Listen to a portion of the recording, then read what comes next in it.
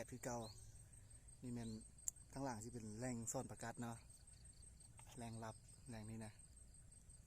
ถ้าได้ตัวดีๆแล้วตัวที่เก็ตหลายๆนะเกือบก็คือปลาเอเลี่ยนมันแหละแต่เป็นประกัดปลาพื้นบ้าน100%เนาะบ่มีปลาหม้อปลาอย่างมาปน ไปลุยกันในนี้ก็เป็นสถานที่ที่เราจะไปซ่อนปลาแรงนี้ค่อนข้างจะว่ากว้างเนาะแรงนี้ปลาก็คือสิหลายอยู่เบิ่งค่อยๆไปรู้สึกว่าทางพุ่นน้ำมันจะเลิกเนาะเป็นที่ต้มเมื่อน้ำเลิกที่ต้มเลิกเดี๋ยวอันนี้เขาสิยางลงไปเบื้องลุมเอาไปลำบากหน่อยนึงที่ต้มรับไปทางไหนดีวะ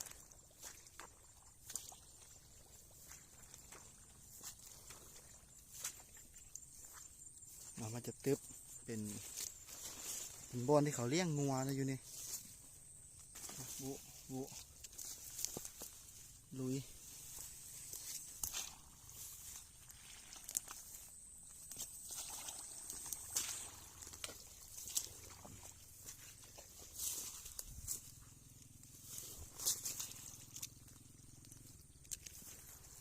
เดี๋ยวสิไปทางพุ่นเดี๋ยว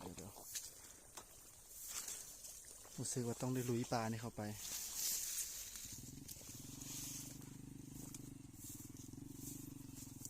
นี่เนาะ บุกปลาเลย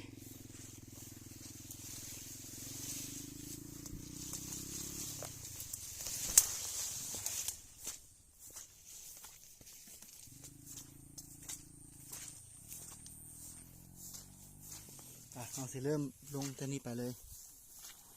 เดี๋ยวค่อยๆหาฟอร์ดไป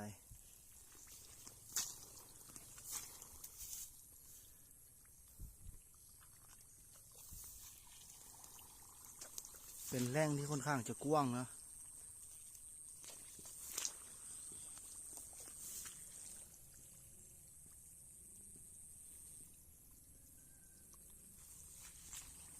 ได้ยินเสียงคนเมื่อกี้เนี่ย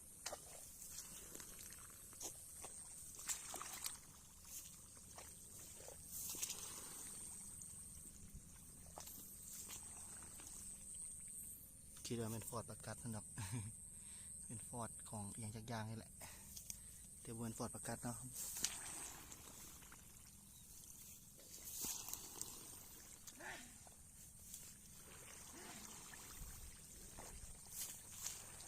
ไปพุ่นก็ได้อยู่แต่มันตุ่มขี้ตุ่มเลิกโพดเดี๋ยวสิหาแถวๆใกล้ๆนี่ก่อนอยู่เบื้องนั้นประกัดตัวเอาใหญ่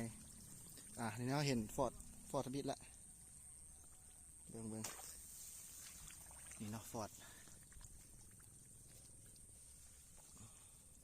เห็นบ่ฟอร์ดแรกแหกหมานเท่ากับซิโบลีลาเนาะเอาตีนเคลียร์เลยบอกได้ ออกแล้วอยู่เนาะเปรียบบ่ได้เท่าโอ้เครื่องบกขาดทรงห่างจากโพน้อยนึง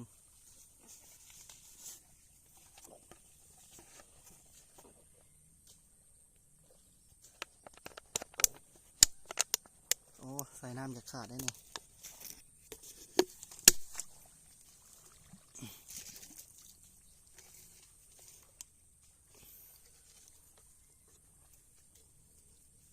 เดี๋ยวสิจับให้เบิ่งเนาะเดี๋ยวเอาใส่นี่ก่อนเต็มแรกของเรา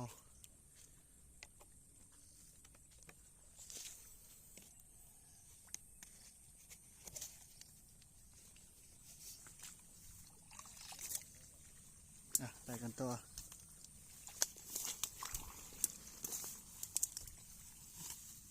เราต้องเบิ่งดีๆเบิ่งละเอียดนะปุ่มหญ้าต่างๆเนาะประกัดมันมักจะรี่อยู่แบบนี้แหละบอลที่ตึบ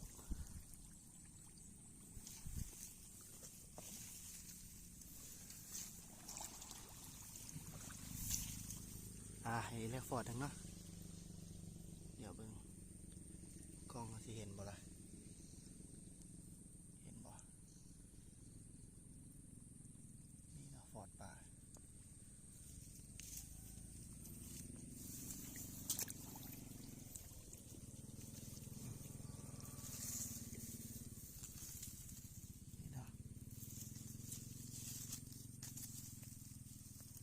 อยู่บ่ล่ะพยายามไล่มันออกมานอกพี่ให้มันเข้ากระสอบเอาอยู่พี่เรียบร้อยเบิ่งว่าเครื่องขาดบ่ใส่น้ำมีตำหนิน้อยนึงอยากสำหรับขนาดของป่าเนี่ยบุใหญ่เป็นขนาดป่าที่บุใหญ่เป็นได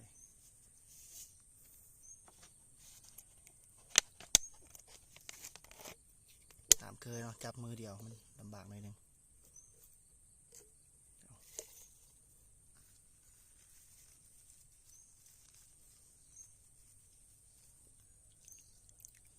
นี่เนาะ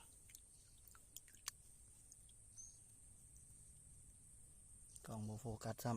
ำแล้วก็แต่โฟกัสบ่ได้อีกเพราะว่ามือเดียวเข้าไปแล้ว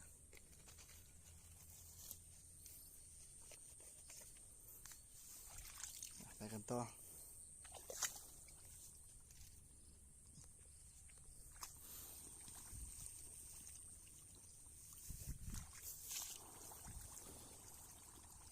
ดีฟอร์ดถึงแล้วเนาะเห็นบ่เนาะเห็นอยู่นี่เนาะแล้วก็สิหีบตักเอาโบลีลาให้ลายเอาเกือบเนาะเคลียร์ให้มันเข้ามาในพี่เด้โอ้ตัวนี้โทนสีโอ้ใส่น้ำจากสีออกม่วงแจมตัวนี้นะใส่น้ำสีฟ้าเนาะตัวนี้แต่ว่าห่างจะขาดหน่อยนึงลายกระโดงกะโอ้น้ำตัวนี้นะ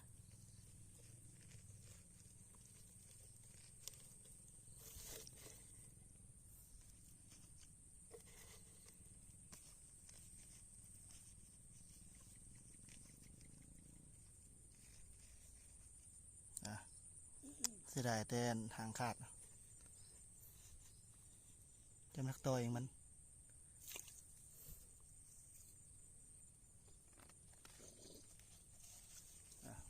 เรียบร้อยไปแต้มที่3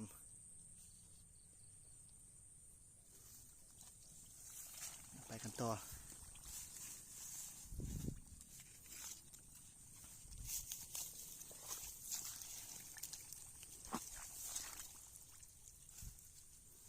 อยู่นี่อีกนี่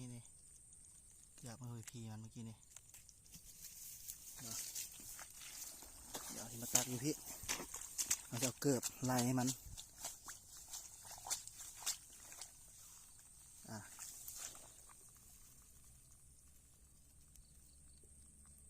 ตัวนี้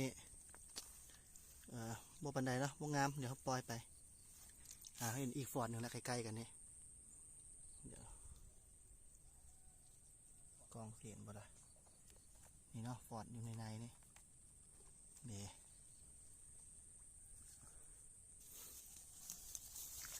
๋ยวสิบริลาหลายคือเก่าเบิ่งเขาสิ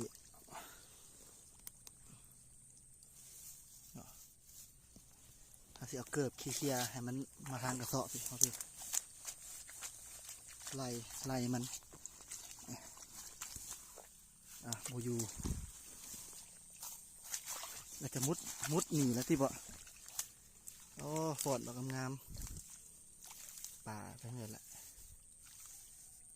นี่เห็นแล้วนี่เครื่องนี้คือขาดละเครื่องนี้เอ้าเมื่อกี้เห็นอยู่นี่อยู่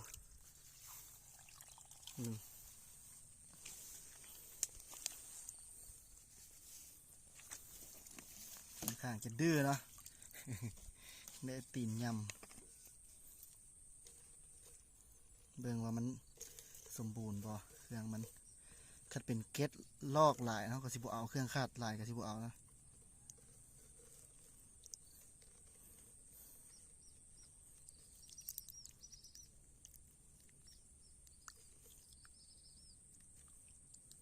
ได้อยู่เนาะกระโดงก็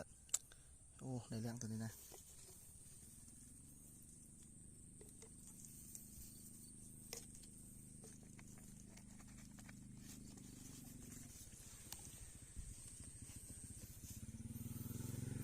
เดี๋ยวสิเลาะไปอีก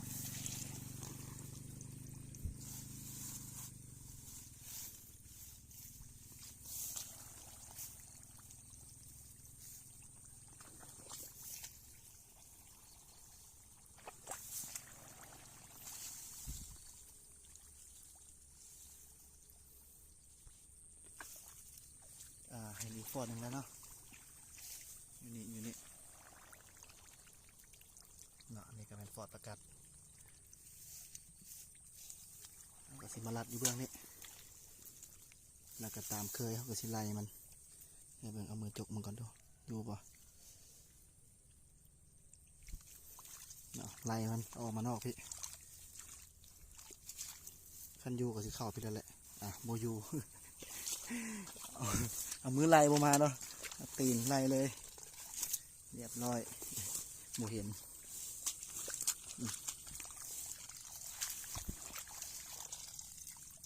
ที่หนีแล้วไปต้นไม้ครับบุแค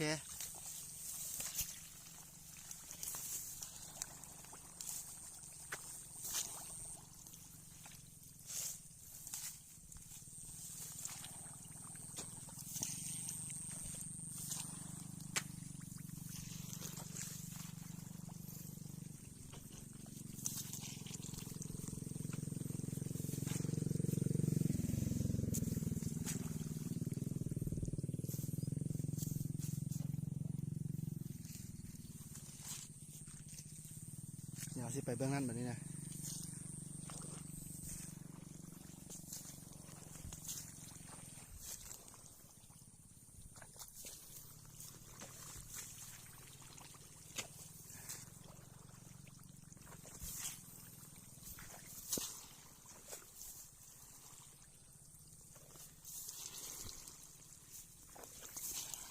แรงนี้มาหลายเทื่ออยู่แรงนี้นะเดี๋ยวจะขึ้นไปเบิ้งทางเทิงมันเอาเพราะเขตนี้มันนี่ก็เป็นฟอร์ดประกาศเอานี่ก็หากระเป๋าป่าที่ไหนนี่แหละ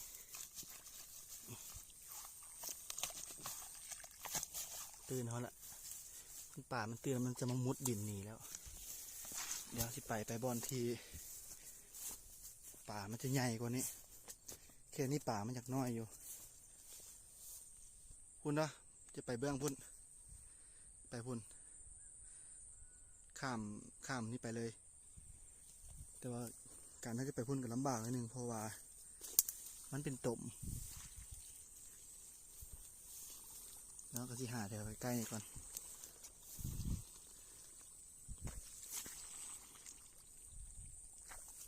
เดี๋ยวสิซอกคนทางที่มันไปง่ายมันเห็นรู้สึกว่ามีคณะเก่าเราสิไปตามคณะเก่าเอา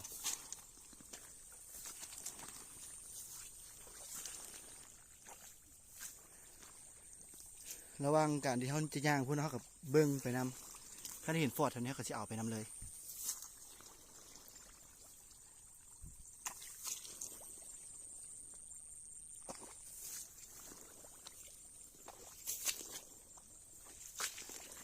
ไปเรื่อยๆก่อน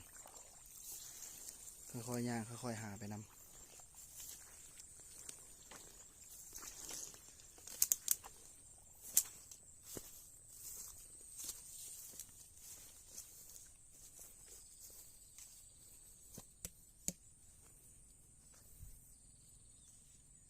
เป็นตามที่ได้กล่าวไว้เนาะว่าน้ำมันจะเลิกต้มเลิกเมื่อน้ำเลิกเดี๋ยวเอาสีหลีกเลี่ยงลงบนทีละตัว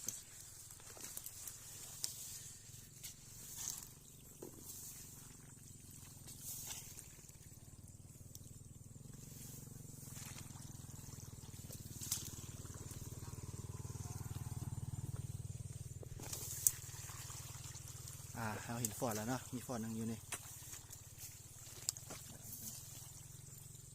ฟอร์ดป่าอยู่ใส่อยู่ในนี้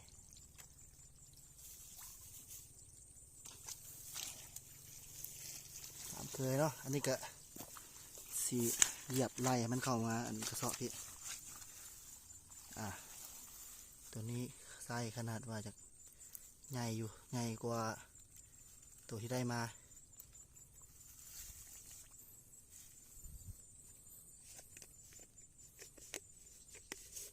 เดี๋ยวจะเก็บเข้ากระตุก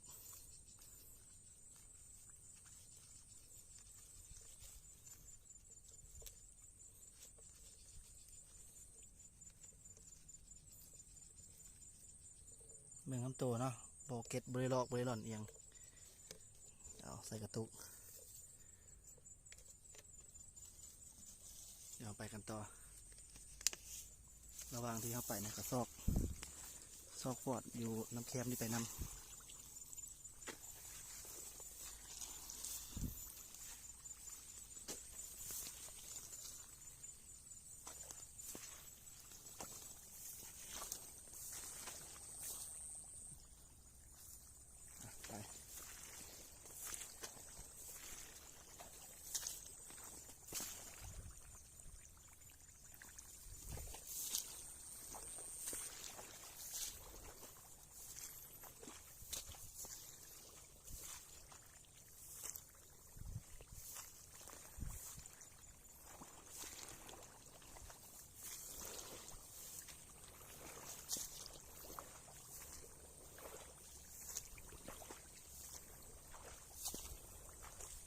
ไป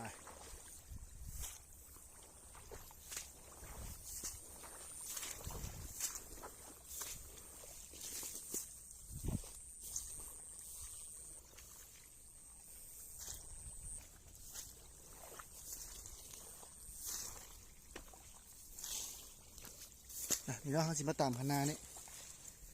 ระวังไปเนี่ยก็สิหาฟอร์ดไปนำ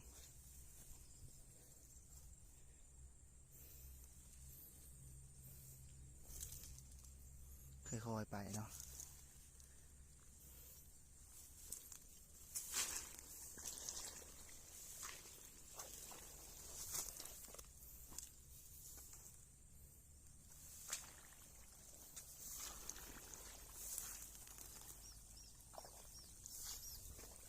ไปเรื่อยๆ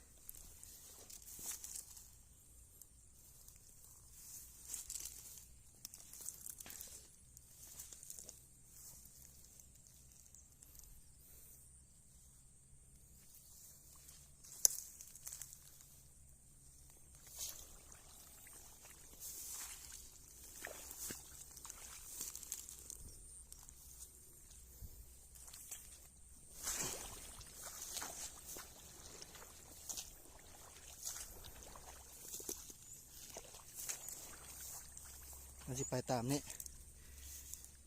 เพราะว่าต่มมันเลิกต้องได้ย่างตามคณะเก่านี่ไปจุดหมายเขาก็คือพุ่นอยู่เบื้องนะพุ่นเนาะทั้งหลังพุ่มไม้กกไม้ตอนไป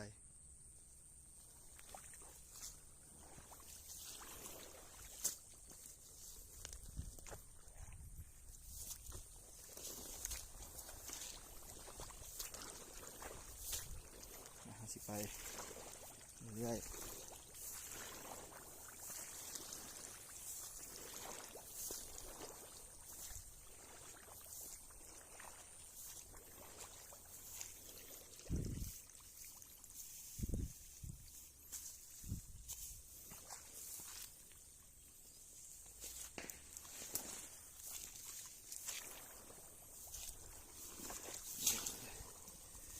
ปกติประกัดจะมักอยู่แบบนี้เนาะในกล้องที่มีบ่โมอยู่ซ้ำ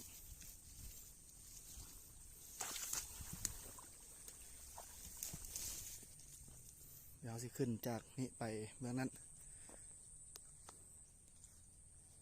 เมื่อยพอสมควรเนาะย่างแต่หันเข้ามานี่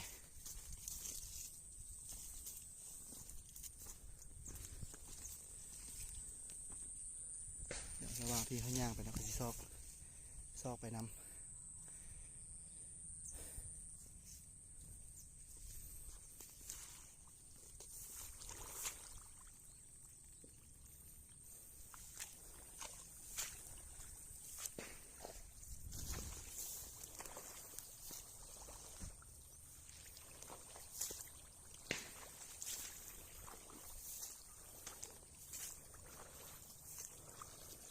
เห็นฟอร์ดอีกฟอร์ดหนึงมันอยู่กล้องไม้ตัวนี้เนาะแต่ว่าเสื้อมันเสียวยากเลยนี่ตัวนี้กล้องเห็นปะนี่เนาะแต่บุ้งว่าเสียวนั่นแหละเป็นแบบนี้เอาวันนี่ใส่นี่กะได้บ่ได้อยู่ได้อยู่เดี๋ยวสิไล่ป่ามันออกมา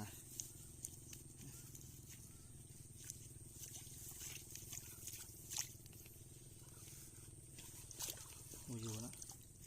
เอาบ่ได้ก็คือมันอยู่โกนโพดอยู่ในนี่แหละแต่เอาบ่ได้ย้อมเพื่อกันให้เป็นแบบนี้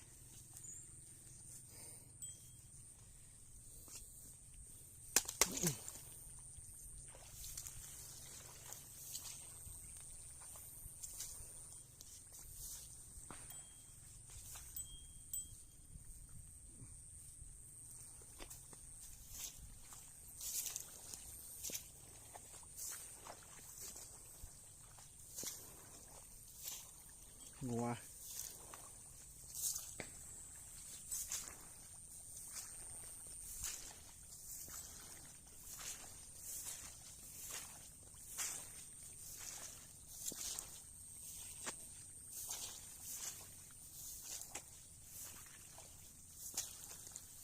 เดี๋ยวสิมาซอกอยู่แถวนี้แถวนี้แหละ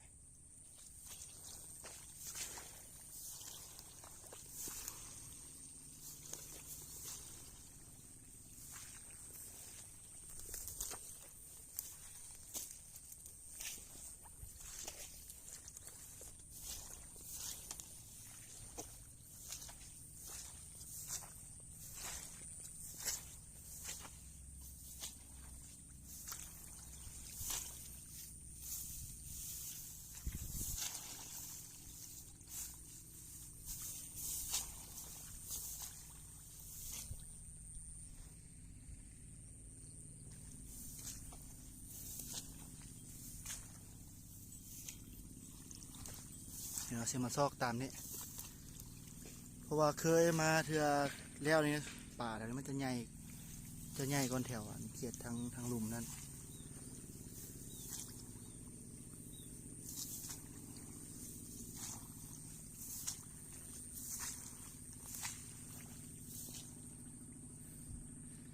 เอามาถึกบอลหมดแล้วนี่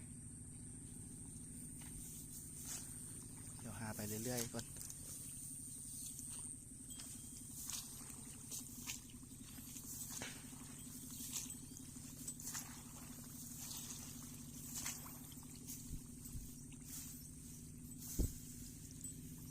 มันมีหอยงัวมาเหยียบแล้วยันป่ามันสิหนีที่บอก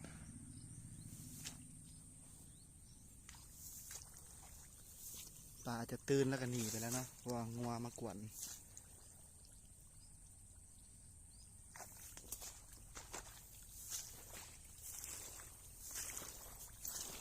แล้วสิย่างอ้อมไปเบื้องนั้นแต่ตั้งแต่ไปซ่อนมาซ่อนอยู่แรงนี่นะบ่เคยไปฮอดแจ่พุ่นจะเถื่อแจ่ปลาเบื้องนั้น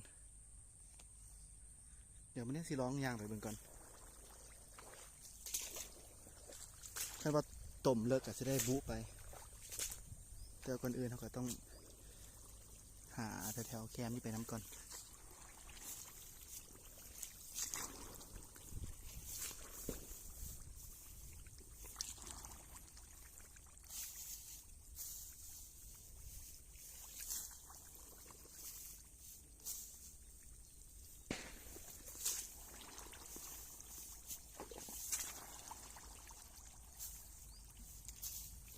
ฟอดป่า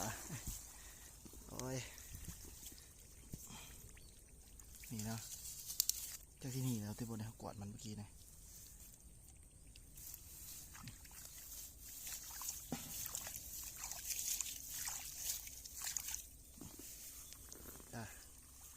อยู่เนาะได้ทั้งผู้ทั้งแม่เลยโอ้ตัวนี้แกมงามอยู่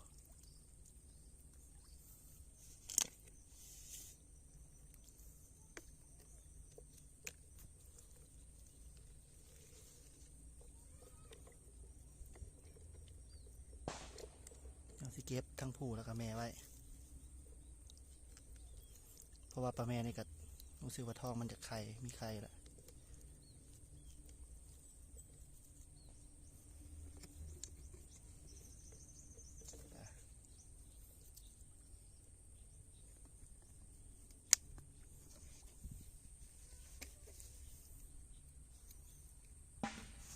อยากลำบากหน่อยนึงเนาะเวลาซ่อนป่ามันใส่มือเดียวมือหนึ่งเลยถือกล้องแบบนี้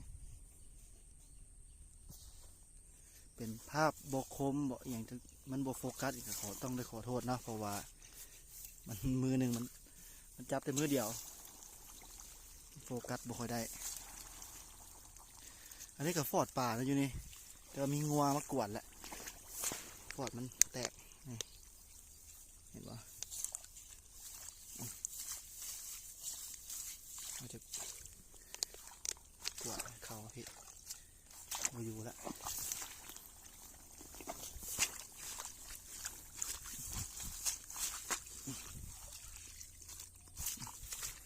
ไปแล้วเนาะมาอยู่แล้วอยู่ในนี้กับฟอดปลา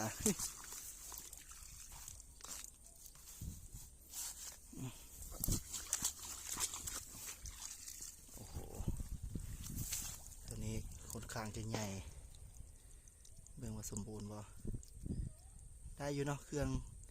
ห่างขาดน้อยนึงแต่ว่าสำหรับไส้นี้แล้วเนี่ยก็ถือว่า ให้อภัย ห่างขาดกันใหญ่เติบ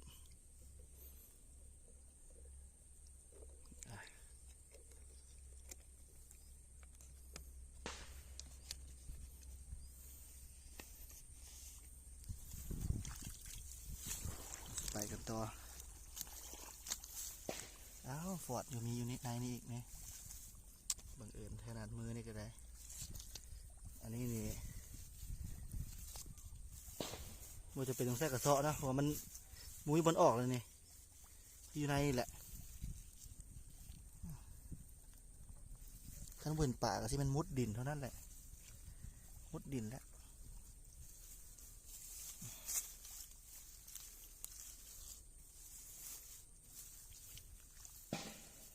หาย เป็นไปได้จังไดป่ามุ้ยบนออกหายเฉยบูเห็นหายไปใช่ปะเดี๋ยวลองสาออกบึง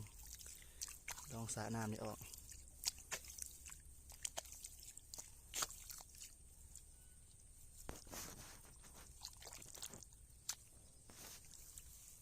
บูเห็น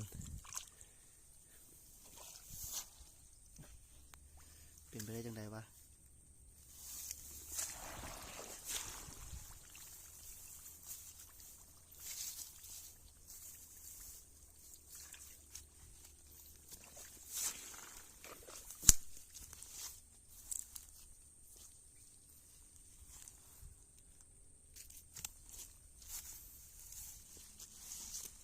บ่ได้ก็เอาตัวไม้เขาเบิ่งตัวไม้โอเค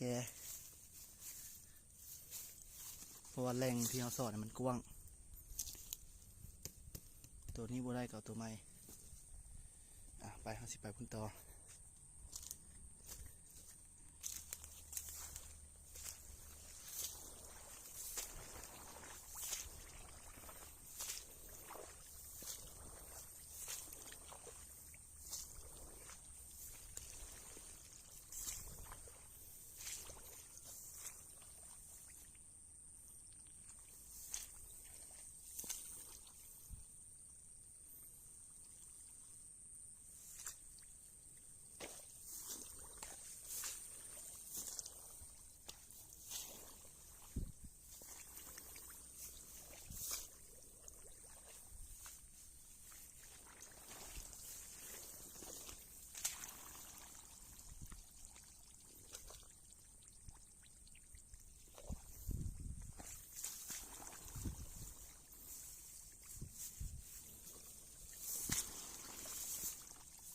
นี่ฟอดปลา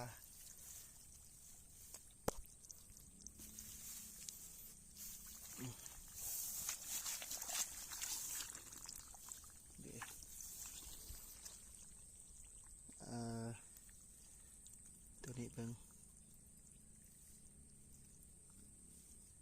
ลายห่างโอ้งามเนาะสมบูรณ์ตัวนี้นะถือว่างาม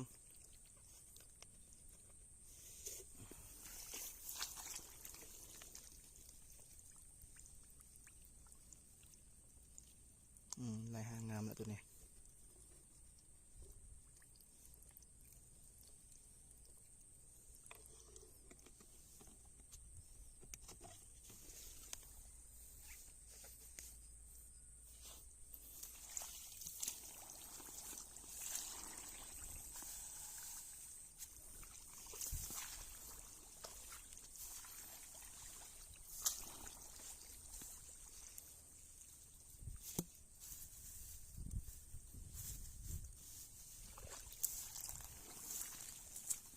ได้เลาะเบิ่งตามแคมๆแบบนี้เนาะเพราะปลากัดมักอยู่ตามแคมหลายกว่าส่วนป่าที่อยู่ทั้งกลางแบบพวกกลางน้ำกลางอย่างนี้นะมันก็มีอยู่แต่มันเอายากโคตรเอาตัวอยู่แคมๆนี่ง่ายกว่า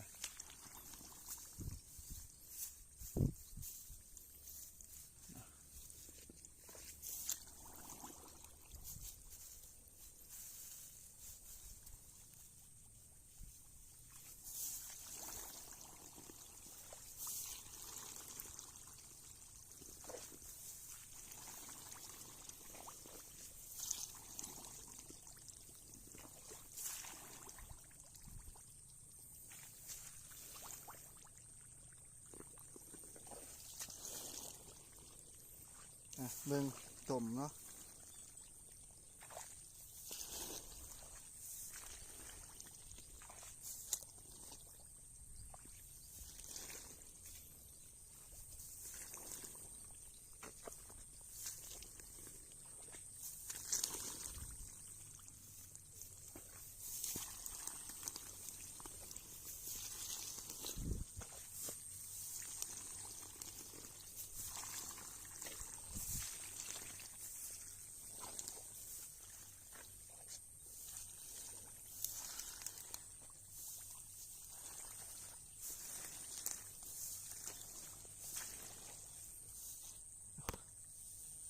เราจะไปทางนี้ต่อ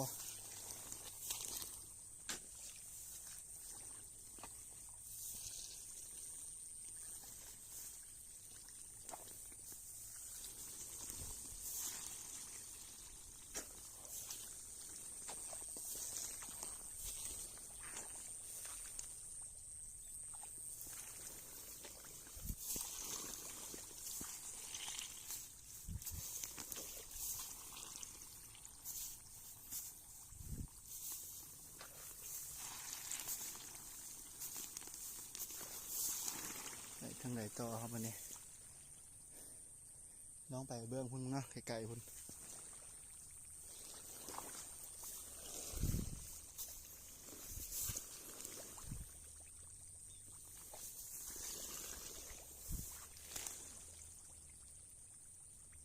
รู้สึกว่าไปลำบากเว้ยไปดีป่าวะ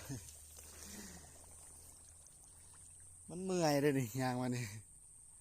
มันเป็นตุ่มเนาะมาสิไปบางคนกล้องในกระบอกโฟกัสเลย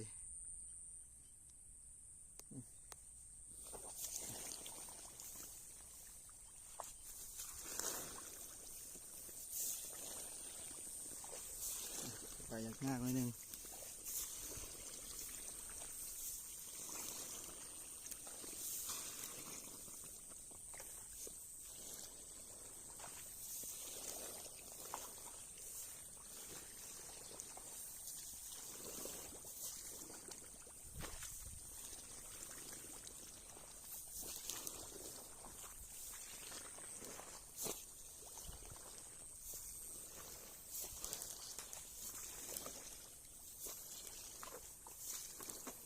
บางอย่างกลับคืนบ่ไหวมันอ่านตุ่มมันเลิกโคตร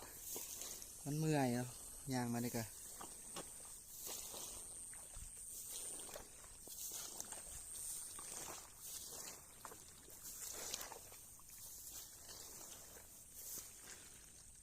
เดี๋ยวสิยางไปทัน ไปอัน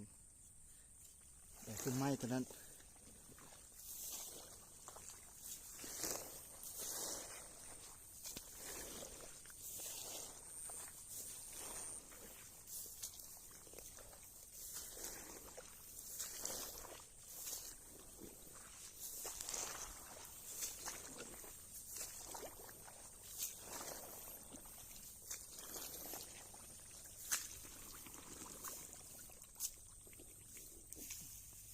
นี่ฟอดปลา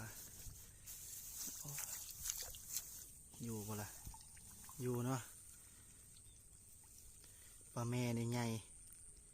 ปลาผู้น้อยก่อนเก็บไปก่อน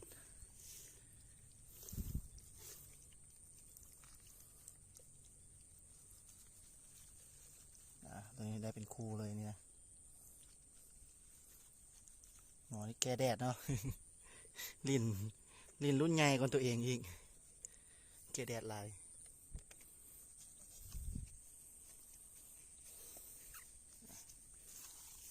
ต่อ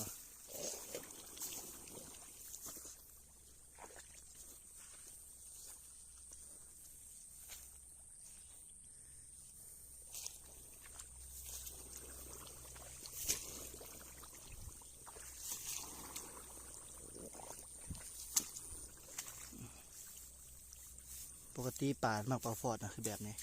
แต่ว่าตัวนี้โมมีโมอยู่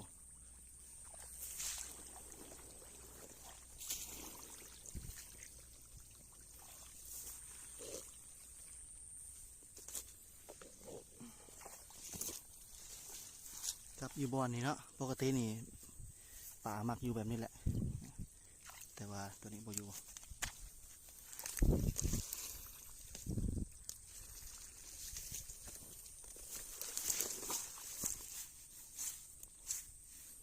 เนี่ยฟอดป่ากำลังเป่า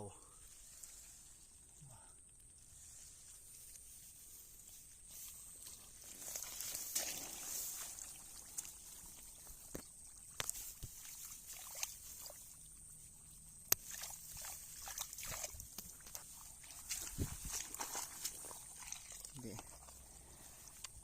โอ้เครื่องขาดแท้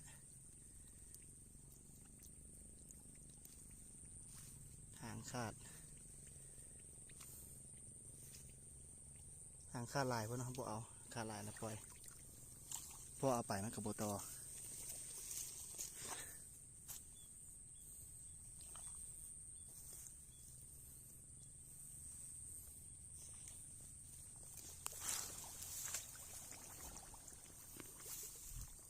นี่ฟอดปลาอยู่นี่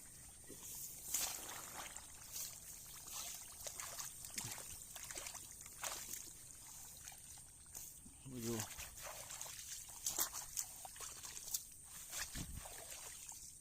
มันหนีแล้ว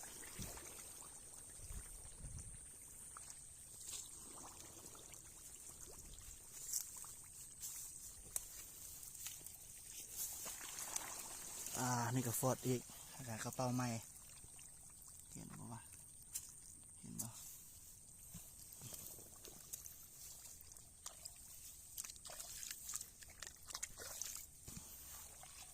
นี่นะได้มาแล้วเปิดก่อนว่าเครื่องสมบูรณ์บ่เพราะว่าป่าอะไรนี้รู้สึกว่าเครื่องมักขาดเนาะใส่น้ำขาดโอห่างขาดสิแต่ถ้าขาดบ่หลายก็เอาไปได้อยู่แต่หากว่าขาดหลายก็บ่เอามันจะบ่ต่อตัวนี้ก็บ่ขาด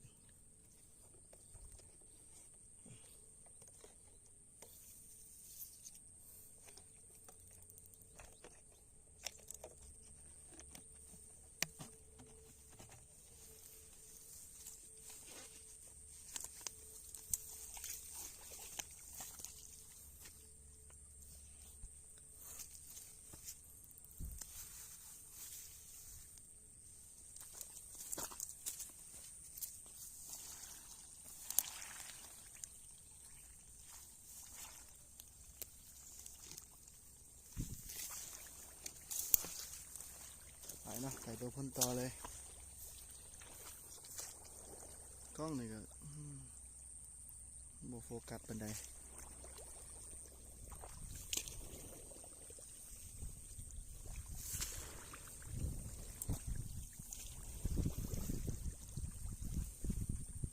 เห็นอีกฟอดแล้วเนาะ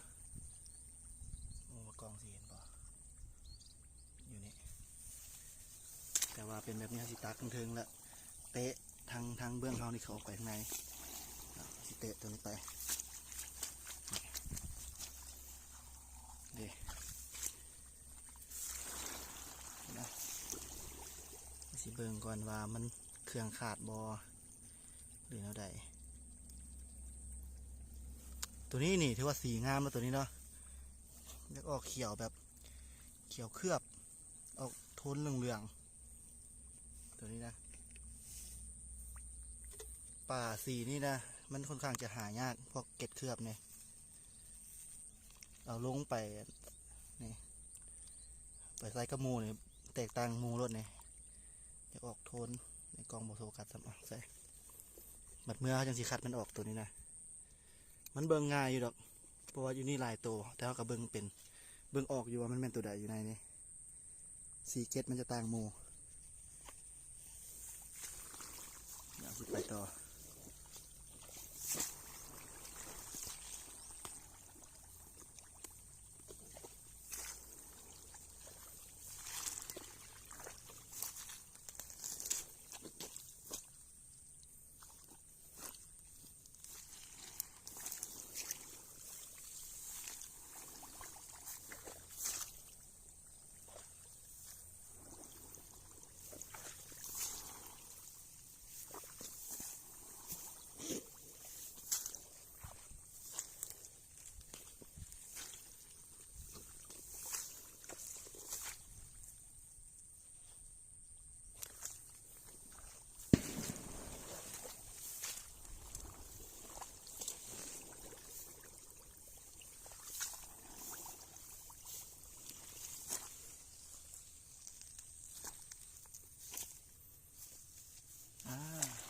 ฟอดอ่ะเห็นบ่เอามือเปียกพดเอาอยู่นี่เอาโมโฟกัสวะนี่เนาะอยู่ในแบบนี้เขาเอามือไม่ได้บ่ เห็นตัวปลาอีกแล้วซีรีส์อยู่นี่แหละประกัดปลาอีไลเนี่ยมันจะหนีเก่งมาเรื่องลี่ยอมรับเลยนี่บอกกูเห็นขนาดเอาวุยบนออกได้เนี่ยเราสิมุดตมแถวนี้แหละ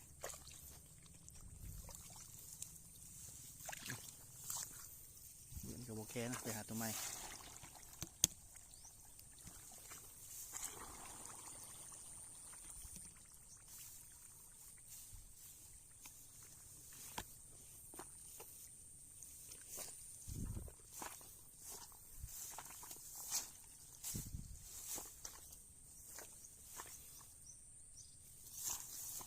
เป็นตามีฟอร์ดอะไรอยู่นี่นี่เนาะบอลมากำงามโมมาเป่าฟอร์ดเฉยๆ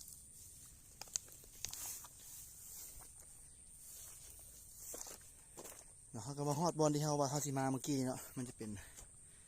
มีกกไม้มีดิน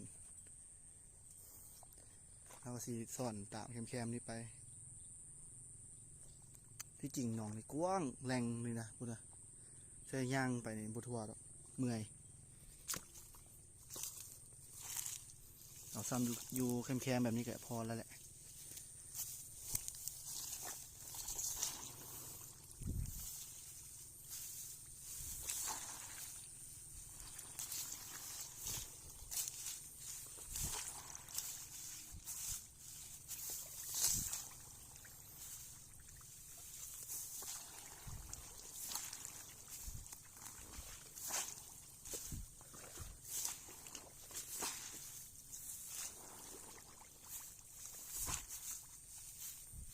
ฟอดอยู่นี่โอ้ย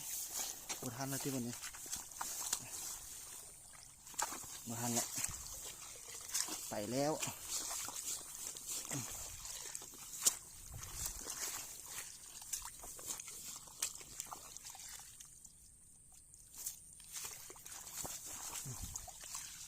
ไปแล้วเนาะหมดได้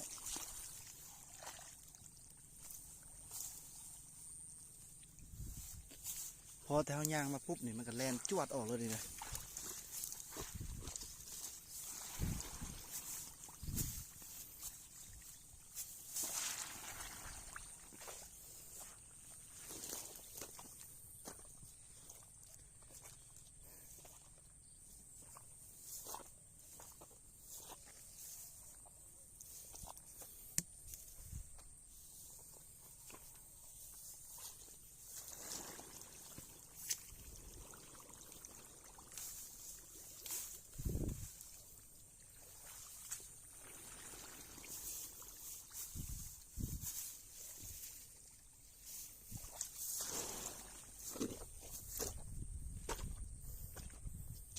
สิพักผ่อนนี่ก่อนแล้วก็วิดีโอนี่ก็สิพอเท่านี้ก่อนนะมันกระโดดเติบแล้วนี่นะ ไปน้ำกันความงามของแรงมันแล้วบัดกลับบ้านแล้วเอาป่าขึ้นแก้วฟอร์มแล้วสิถ่ายลงถ่ายคลิปเนาะแล้วเบิ่งถ่ายคลิปแล้วก็ต้นคลิปแล้วก็ถ่ายคลิปเนาะฮอตอยู่นี่ก็ขอกล่าวคำว่าสบายดี